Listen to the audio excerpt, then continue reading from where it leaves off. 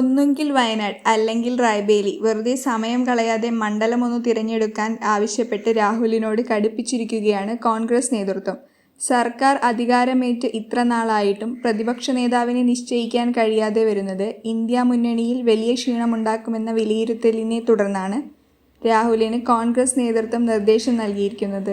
G7 ഉച്ചകോടി കഴിഞ്ഞ് പ്രധാനമന്ത്രി നരേന്ദ്രമോദി ഇന്ത്യയിൽ തിരിച്ചെത്തിയ സാഹചര്യത്തിൽ മറ്റു മന്ത്രിമാരുടെ സത്യപ്രതിജ്ഞ ഏത് സമയത്തും ഉണ്ടായേക്കാം. അതിനു മുൻപ് പ്രതിപക്ഷ നേതാവിനെ നിയമിക്കേണ്ടതുണ്ടെന്നും നേതൃത്വം കണക്കുകൂട്ടുന്നുണ്ട്. അതേസമയം വയനാട്, റായ്ബേലി മണ്ഡലങ്ങളിൽ വിജയിച്ച രാഹുൽ ഗാന്ധിക്ക് ഏത് മണ്ഡലം നിലനിർത്തണം എന്ന് തീരുമാനിക്കാൻ അവശേഷിക്കുന്നത് ഒരു ദിവസം മാത്രമാണ്. ഇന്നോ നാളെയോ ഏത് മണ്ഡലം ഒഴിയും എന്നതിൽ തീരുമാനം പ്രഖ്യാപിക്കേണ്ടതുണ്ട്. വയനാട് ഒഴിയുകയും റായ്ബേലി നിലനിർത്തുകയും ചെയ്യുമെന്നാണ് കോൺഗ്രസിലെ ധാരണ. ഉത്തരേന്ത്യയിൽ ശ്രദ്ധ കേന്ദ്രീകരിക്കേണ്ടതിൻ്റെ ആവശ്യകത കൂടി കണക്കിലെടുത്താണ് തീരുമാനം. രാഹുൽ ഒഴിയുന്ന വയനാട്ടിൽ പ്രിയങ്ക ഗാന്ധി മത്സരിക്കാനാണ് സാധ്യത. പ്രിയങ്കയുടെ സ്ഥാനാർത്ഥിത്വത്തിലൂടെ വയനാട് സീറ്റുമായി ബന്ധപ്പെട്ട വിവാദങ്ങൾ തടയാമെന്നും കോൺഗ്രസ് കണക്കുകൂട്ടുന്നുണ്ട്. 6 മാസത്തിനകം മാത്രമേ വയനാട്ടിൽ ഉപതെരഞ്ഞെടുപ്പുണ്ടാകൂ. പ്രിയങ്കയ്ക്കായി ബാനറുകളുമായാണ് പ്രവർത്തകർ കഴിഞ്ഞ ദിവസം വയനാട്ടിൽ രാഹുലിൻ്റെ പരിപാടിക്കെത്തിയത്.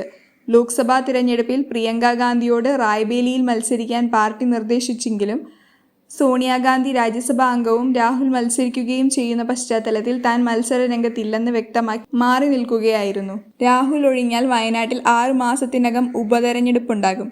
പ്രിയങ്ക വയനാട്ടിലെത്തിയില്ലെങ്കിൽ പ്രദേശത്ത് ജനപിന്തുണയുള്ള കേരളത്തിൽ നിന്നുള്ള സ്ഥാനാർത്ഥിയാകും 6 മാസത്തിനിടെ നടക്കുന്ന ഉപതെരഞ്ഞെടുപ്പിൽ കോൺഗ്രസിന് വേണ്ടി മത്സരിക്കുക.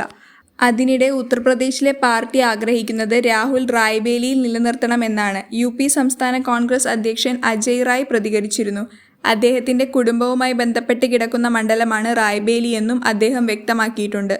അതേസമയം വയനാട്ടിൽ കോൺഗ്രസിനായി മുസ്ലിം സ്ഥാനാർത്ഥി വേണമെന്ന ആവശ്യവുമായി കാന്തപുരം വിഭാഗം കഴിഞ്ഞ ദിവസം രംഗത്തെത്തിയിരുന്നു. കാന്തപുരം AP അബൂബക്കർ മുസ്ലിയാരുടെ മകനും SYS സംസ്ഥാന ജനറൽ സെക്രട്ടറിയും കൂടിയായ കാന്തപുരം അബ്ദുൽ ഹക്കീം ഹസ്ഹരി വയനാട്ടിൽ ഒരു മുസ്ലിം സ്ഥാനാർത്ഥിയെ പ്രതീക്ഷിക്കുന്നുവെന്ന് പറഞ്ഞിരുന്നു.